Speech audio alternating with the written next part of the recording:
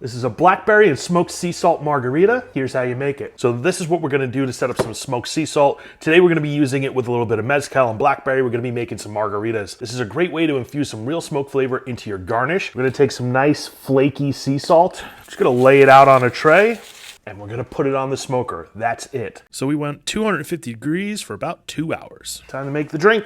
Take a handful of blackberries. We're gonna do a ½ ounce of agave syrup. Gonna give that a quick little muddle. Make like a little jam. Juice of 1 freshly squeezed lime. 3/4 ounces of orange liqueur. 2 ounces of a nice smoky mezcal. The idea is this drink is gonna be super refreshing with hints of smoke, and it's gonna kind of all work together to make one awesome party. Throw that in your shaker tin. Some lime and agave. And then we're gonna garnish it with this smoked sea salt. We're gonna put that over a big cube. Nice color. Oh, wow. Oh, that's so good.